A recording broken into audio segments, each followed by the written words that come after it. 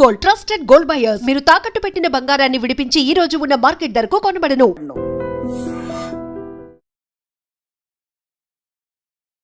Hi to everyone, this is your Pawan. Most of the people stock మార్కెట్లో knowledge లేకుండా trading చేసి చాలామంది loss అవుతున్నారు. అందుకే నేను ఐ డ్రీమ్స్లో స్టార్టింగ్ నుంచి కూడా నేర్చుకుంటే ప్రాపర్ గైడెన్స్ ఉండడం వలన మనకి స్టాక్ మార్కెట్లో లాభాలు పొందడానికి అవకాశం ఉంటుంది. అదే నాలెడ్జ్ లేకుండా చేస్తే ఆటోమేటిక్గా 100% కూడా పోతాయి. ఏదన్నా ఫీల్డ్లో మనం సక్సెస్ఫుల్ అవ్వాలనుకుంటే అది మీ ఫీల్డ్ అయినా లేకపోతే స్టాక్ మార్కెట్ అయినా దాని గురించి క్లియర్గా తెలియకపోతే 100% కూడా మనం ఫెయిల్ అవుతాం. అలాగే క్యాండిల్స్ అన్నది స్టాక్ మార్కెట్లో కీ రోల్ అనమాట. మీరు ఇండియన్ మార్కెట్ చేస్తున్నా, ఫారెక్స్ చేస్తున్నా, క్రిప్టో చేస్తున్నా, లైక్ బిట్ కాయిన్ కానీ ఫారెక్స్ కానీ ఇలాంటి సెగ్మెంట్స్లో కానీ ఇలాంటి మార్కెట్స్లో కానీ ట్రేడింగ్ చేసేటప్పుడు అన్నింటికన్నా కీ రోల్ కింద ప్లే చేసేది ఏంటంటే క్యాండిల్ స్టిక్స్ అనమాట. అసలు ఈ క్యాండిల్ ఎక్కడ ఓపెన్ అవుతుంది, ఎక్కడ క్లోజ్ అవుతుంది, ఎంతమంది బయ్యర్స్ ఉన్నారు, ఎంతమంది సెల్లర్స్ ఉన్నారు అన్నది ఈ చార్ట్ ప్యాటర్న్స్లో ఈ పీడిఎఫ్లో మీకు క్లారిటీగా అర్థమవుతుంది. వీడియో లాస్ట్ వరకు కూడా చూడండి, ఓకేనా? ఇంకా స్టార్ట్ చేస్తే అండర్స్టాండింగ్ క్యాండిల్స్. ఇక్కడ ఒకసారి చూడండి, మనకు మార్కెట్లో ఎన్ని కలర్స్ క్యాండిల్స్ ఉంటాయి మనం సెట్ చేసుకోవడం బట్టి, గ్రీన్, రెడ్, ఓకేనా? అసలు గ్రీన్ ఎక్కడ ఓపెన్ అవుతుంది, ఎక్కడ క్లోజ్ అవుతుంది, రెడ్ ఎక్కడ ఓపెన్ అవుతుంది, ఎక్కడ క్లోజ్ అవుతుంది అన్నదే ఇక్కడ మనం మాట్లాడుకుందాం. ఫస్ట్ చూడండి, మార్కెట్ అన్నది ఇక్కడ దీన్ని 4 టైప్స్లో చూద్దాం, ఓకేనా? అంటే దీన్ని 1 అనుకోండి, ఇది 2, ఇది 3, ఇది 4, ఓకేనా?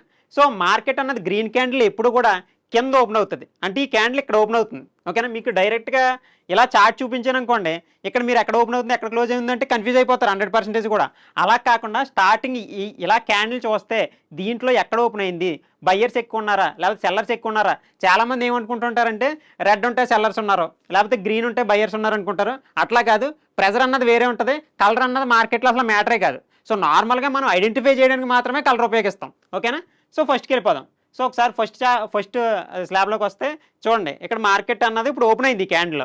అది ఏ టైం ఫ్రేమ్ అన్నా కానివ్వండి, మీకు ట్రేడింగ్ వ్యూలో 1 minute time frame, 3 minutes time frame, 30 minutes, 1 hour, 1 day.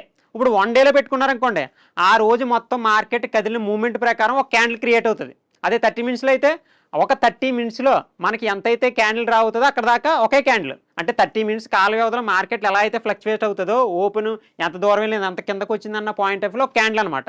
So ఈ విధంగా చూసుకుంటే మనం ఓపెన్ అయ్యి అన్నది అంత ఇంపార్టెంట్ అనమాట. చూడండి, ఇప్పుడు గ్రీన్ క్యాండిల్ ఇక్కడ ఓపెన్ అయింది, స్టార్టింగ్ తర్వాత ఎక్కడికి వెళ్ళింది, అందరూ కూడా ఇక్కడికి వెళ్ళిపోయింది అనుకుంటారు, కానీ అట్లా కాదు. ఓపెన్ అయిన తర్వాత ముందు లోకి వచ్చింది, కిందకు వచ్చింది, అంటే అది స్టార్టింగ్ రెడ్ క్యాండిల్. దాని తర్వాత మళ్ళీ మార్కెట్ అన్నది అప్ సైడ్ రైజ్ అయ్యి హైకి టచ్ అయింది. హైకి టచ్ అయిన తర్వాత స్లోలీ మళ్ళీ దాంట్లో సెల్లర్స్ అన్నవాళ్ళు బయ్యర్స్ అన్నవాళ్ళు యాక్టివేట్ అయ్యి ఇక్కడ సెల్లర్స్ ఇక్కడ నుంచి మళ్ళీ తీసుకొచ్చి ఇక్కడ క్లోజ్ చేశారు. అంటే ఓపెన్ ఇక్కడ అయింది, తర్వాత ఇక్కడికి వచ్చింది, దాని తర్వాత హైకి వెళ్ళింది, దాని తర్వాత క్లోజ్కి వచ్చింది. ఇలా జరుగుతుంది గ్రీన్ క్యాండిల్. గ్రీన్ క్యాండిల్ ఎప్పుడు కూడా ఓపెన్ అన్నది కింద ఉంటుంది, ఓకేనా? సో నెక్స్ట్ రెడ్ క్యాండిల్ ఒకసారి చూసుకుందాం. దీని ఓపెన్ ఎక్కడైంది, ఓపెన్ పైన అయింది. ఇక్కడ చూసుకుంటే కింద అయింది, ఇక్కడ ఓపెన్ చూసుకుంటే పైన అయింది. మార్కెట్ ఓపెన్ అయిన తర్వాత సో హైకి వెళ్ళి ఫస్ట్ ఇది గ్రీన్ క్యాండిల్ క్రియేట్ అయింది, అంటే ఇలా పైకి వెళ్ళింది. క్లోజ్ అయిపోయిన తర్వాత రెడ్ అని చెప్తున్నాం, కానీ స్టార్టింగ్ రన్నింగ్లో ఎలా ఉంది, ఇక్కడికి వెళ్ళింది. దాని తర్వాత మళ్ళీ స్లోలీ కిందకు వచ్చి ఇక్కడ ట్యాప్ చేసి మళ్ళీ ఎవరైతే సెల్లర్స్ ఉన్నారో వాళ్ళని అందరినీ కూడా డామినేట్ చేసి మళ్ళీ ఆ బయర్స్ అన్న వాళ్ళు పైకి తీసుకెళ్లారు.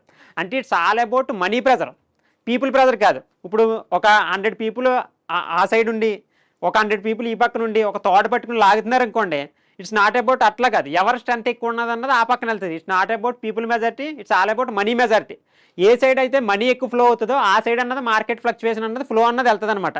సో స్టార్టింగ్ ఇక్కడ దాకా వచ్చినప్పుడు మార్కెట్ ఫ్లో అన్నది కిందకే ఉంది, కానీ వాళ్ళని డామినేట్ చేసి మనీ ప్రెజర్ అన్నది ఇంకొక బిగ్ ప్లేయర్ అన్నవారు మ్యూచువల్ ఫండ్స్ వాళ్ళు ఇన్కమ్ మనీని దీంట్లో ఫ్లో చేయడం వల్ల మళ్ళీ దీన్ని పైకి తీసుకెళ్ళగలేరు. దాని తర్వాత మార్కెట్లో ప్రెజర్ అన్నది క్రియేట్ అవుతుంటుంది అనమాట. నెక్స్ట్ లైవ్లోకి వెళ్ళండి. సో ఆల్రెడీ చెప్పాను, ఇప్పుడు ఎక్కడ ఓపెన్ అవుతుంది ఎక్కడ క్లోజ్ అవుతుంది అన్నది మీకు రెడ్ క్యాండిల్ గ్రీన్ క్యాండిల్ కూడా అర్థమైంది. ఇప్పుడు ఇలా చూస్తే మీరు ఓపెన్ ఎక్కడ చెప్పాలి, ఎక్కడ ఉంది ఓపెన్ గెస్ అయ్యండి.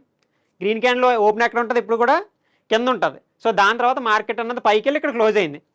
ఇప్పుడు ఇక్కడ క్యాండిల్ చూస్తున్నారు కదా, ఇప్పుడు మీరు అనుకోండి ఒకసారి వీడియో ఫ్యూజ్ చేసి అసలు నాకు వచ్చిందా రాకుండా నేను మార్కెట్లో తెలియకుండా మార్కెట్లో చాలామంది ట్రేడ్ చేస్తున్న వాళ్ళు కూడా ఉన్నారు.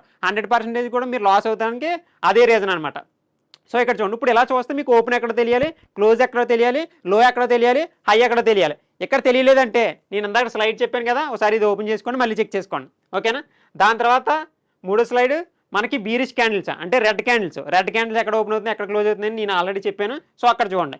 ఇప్పుడు అండర్స్టాండింగ్ క్యాండిల్స్ మీరు ఏ టైం ఫ్రేమ్ అన్నా పెట్టండి, ఏ టైం ఫ్రేమ్లో అన్నా సరే ఇప్పుడు ఏ క్యాండిల్ ఎక్కడ ఓపెన్ అవుతుంది అన్నది మీరు ఇలా చూస్తే గుర్తించాలి.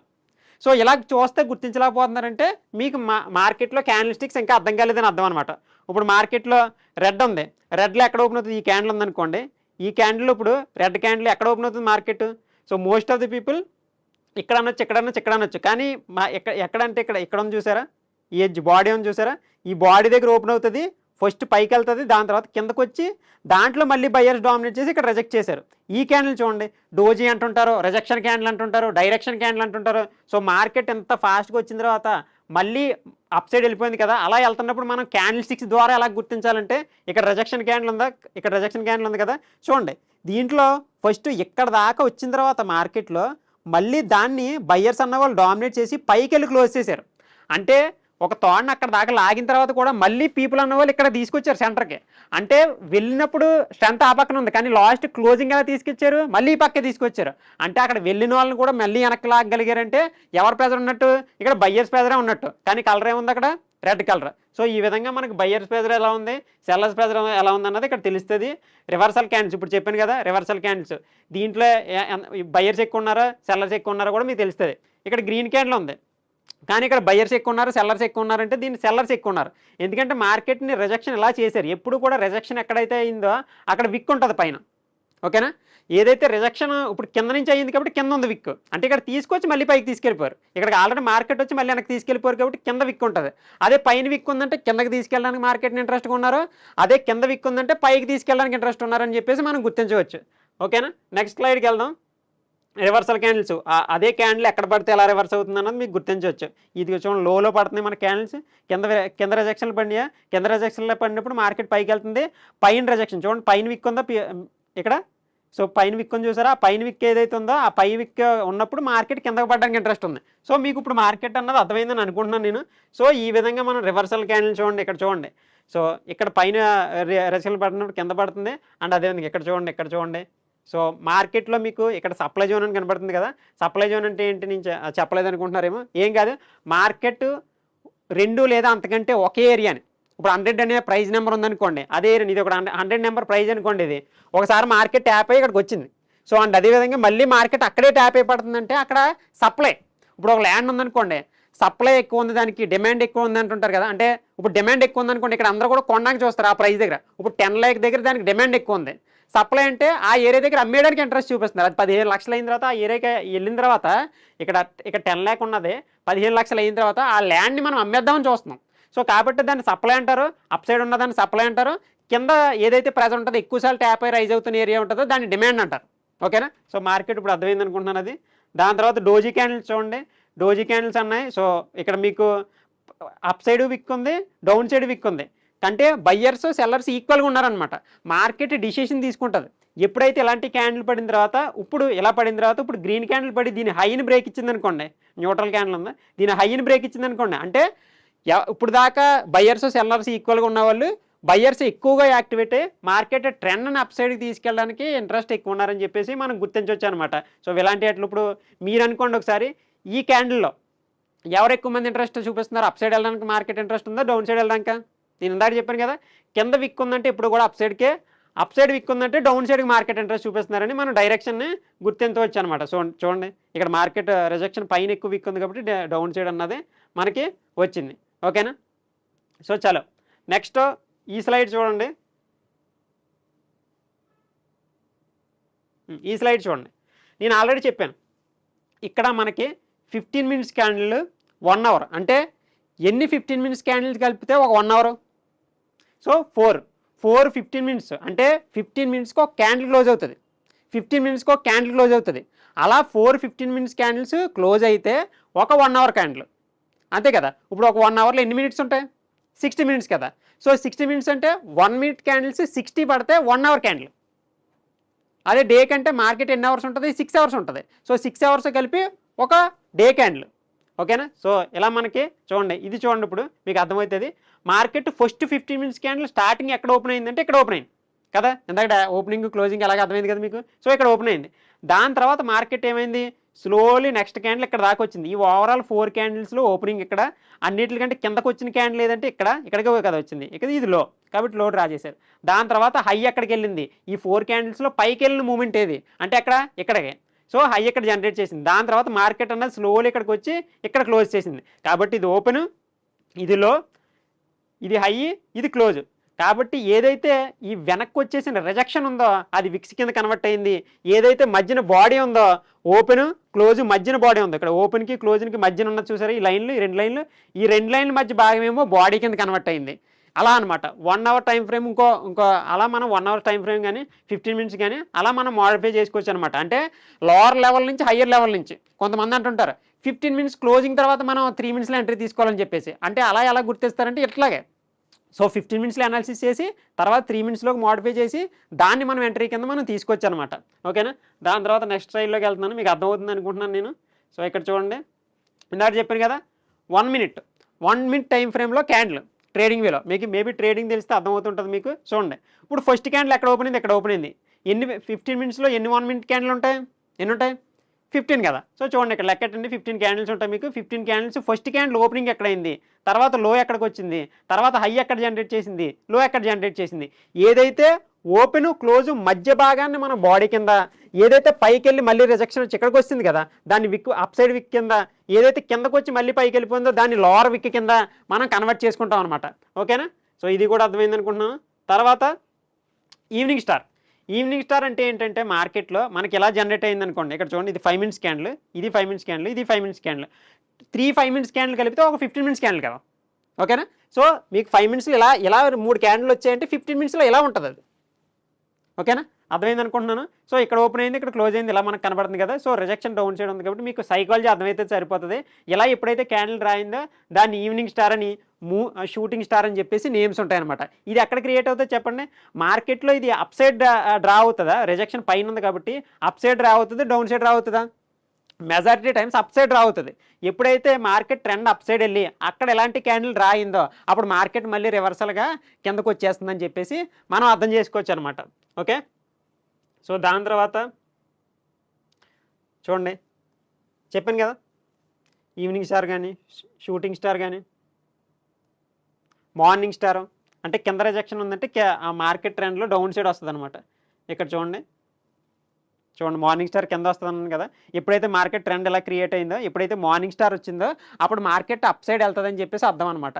ఇది బేస్, దీన్నే బేస్ తీసుకుని ఎంట్రీ తీసేసుకోవచ్చా పవన్ బ్రో అంటే తీసుకోకూడదు. ఇది ఒక వన్ ఆఫ్ ద కన్ఫర్మేషన్ అంతే. ఓకేనా. Okay done. Next types of bullish candles ఇక్కడ మీకు స్క్రీన్ మీద కనపడుతున్నాయి కదా, చూసుకోండి, లేకపోతే స్క్రీన్ షాట్ తీసుకోండి. మీకు ఎవరైతే ట్రేడింగ్లో మనీ ఎర్న్ చేద్దాం అనుకుంటున్నారో, అంటే వేరే వాళ్ళు కాల్స్ ఇస్తే కానీ వేరే వాళ్ళు చెప్తే ఎంట్రీ తీసుకునే వాళ్ళు అయితే మీరు 100% కూడా లాస్ అవుతారు. ఎవరైతే నేర్చుకుందాం అనుకుంటున్నారో వాళ్ళకి ఈ పీడిఎఫ్ అన్నది చాలా బాగా ఉపయోగపడుతుంది. కింద మీరు పీడిఎఫ్ అని కామెంట్ చేయండి, స్క్రీన్ మీద మీకు నెంబర్ కనపడుతుంది, ఆ నెంబర్కి వాట్సాప్ మెసేజ్ చేస్తే ఈ పీడిఎఫ్ అన్నది మీకు వాట్సాప్లో సెండ్ చేస్తాను నేను. ఓకేనా. చలో కింద కామెంట్ మాత్రం చేయాలి, కింద పీడిఎఫ్ అని కామెంట్ చేయండి, దాని తర్వాత సెండ్ చేస్తాను నేను. ఓకేనా. తర్వాత ఇక్కడ చూడండి ప్రతిదీ కూడా క్యాండిల్స్ కానీ, మార్బోజీ క్యాండిల్స్, బీరిస్ క్యాండిల్స్, బుల్లిష్ క్యాండిల్స్ అని చెప్పేసి కనపడుతున్నాయి కదా. ఇవన్నీ కూడా రిజెక్షన్లు కానీ సైకాలజీ స్టార్టింగ్ చెప్పాను కదా, ఆ ఒక్క సైకాలజీ మీకు క్లియర్గా అర్థమైతే మొత్తం కూడా అర్థమైనట్టే. మార్బోజీ క్యాండిల్స్ అంటే రెడ్ గ్రీన్ ఒకేసప్పుడు పక్కన పడడం. చూడండి ఈవినింగ్ స్టార్లు అంటే పైన పడతాయి. ఓకేనా. సో పైన పడితే కిందకి మార్కెట్ వచ్చే అవకాశం ఉంటుంది. బుల్లిష్ ఎంగల్ఫింగ్ అంటే ఏంటి లేదు, ఫస్ట్ రెడ్ పడి దాని విక్స్ని కూడా నెక్స్ట్ క్యాండిల్ అన్నది ఇలా ఫిల్ చేసింది అనుకోండి, దానికంటే పెద్దగా ఆపోజిట్ సైడ్ బయ్యర్స్ అన్నది దీన్ని డామినేట్ చేసి బయింగ్లో యాక్టివేట్ అయ్యారు, అంటే మార్కెట్ పైకి వెళ్తుంది అనమాట. ఓకేనా. సో బీరిష్ ఎంగల్ఫింగ్ అంటే గ్రీన్ క్యాండిల్ అంతే ఉంది, గ్రీన్ క్యాండిల్ డామినేట్ చేసి అంటే దాని బాడీలోకి ఇంక్లూడ్ చేసేసుకుంది ఇదంతా కూడా. సో ఎప్పుడైతే ఇది పడిందో మార్కెట్ అనేది డౌన్ సైడ్ వస్తుంది, అంటే ఇక్కడ ఉన్న బయ్యర్స్ని, ఆ పీపుల్ని, మనీ మెజారిటీని డామినేట్ చేసి మళ్ళీ కింద సైడ్ తీసుకెళ్ళడానికి మనకి ఇంట్రెస్ట్ చూపిస్తున్నారని మనం గుర్తించవచ్చు అనమాట. ఓకేనా. దాని తర్వాత బీరిష్ ఎంగల్ఫింగ్ ఇక్కడ ఆ చార్ట్ అయితే ఏదైతే చెప్పానో అది రియల్ చార్ట్లో మీకు ఎలా వర్కౌట్ అవుతుందో చూడండి. ఇక్కడ చూడండి రెడ్ క్యాండిల్ పడిందా, రెడ్ క్యాండిల్ మొత్తం ఈ గ్రీన్ క్యాండిల్ అన్నది ఫిల్ చేసిందా, దాని తర్వాత మార్కెట్ అప్ సైడ్ వెళ్ళడం మొదలుపెట్టింది. ఓకేనా. ఇక్కడ చూడండి ఈ గ్రీన్ క్యాండిల్ ఉందా, ఈ గ్రీన్ క్యాండిల్ ఫుల్గా రెడ్ క్యాండిల్ ఫిల్ చేసిందా, అది ఎప్పుడైతే క్రియేట్ అయిందో మార్కెట్ కింద పడడం మొదలుపెట్టింది. ఈ విధంగా మార్కెట్ అన్నది డైరెక్షన్ తీసుకుంటా ఉపయోగపడుతుంది అనమాట. ఒకసారి ఇక్కడ నేమ్స్ చూడండి, నేమ్స్ అన్నీ అర్థమవుతున్నాయి కదా. సో ఇవన్నీ కూడా మీరు క్లియర్గా అబ్జర్వ్ చేస్తే మీకు ఇవన్నీ కూడా ఉపయోగపడతాయి అన్నమాట. ఓకేనా. సి దీన్ని 3 వైట్ సోల్జర్స్ అంటారు, దాన్ని 3 బ్లాక్ క్రౌన్ అంటారు, బుల్లిష్ 3 లైన్ అంటారు, బీరిష్ 3 లైన్ స్ట్రైక్ అంటారు, దాని తర్వాత బుల్లిష్ 3 లైన్ స్టిక్ అంటారు. సో ఈ విధంగా డిఫరెంట్ నేమ్స్తో ఉంటాయి. ఈ దీంట్లో చూడండి, bullish single finger, hammer, morning star, hammer, bearish single finger, shooting star, evening star, shooting star అని చెప్పేసి మనకి డిఫరెంట్గా కనపడుతున్నాయి. సో మ్యాక్సిమం అందరికి కూడా క్యాండిల్ స్టిక్స్ గురించి ప్రతిదీ కూడా అర్థమైంది అనుకుంటున్నాను. సో ఏదైనా అర్థం కాకపోతే కింద కామెంట్ చేయండి అండ్ ప్రతి ఒక్కరు కూడా లైక్ చేయండి. Thank you.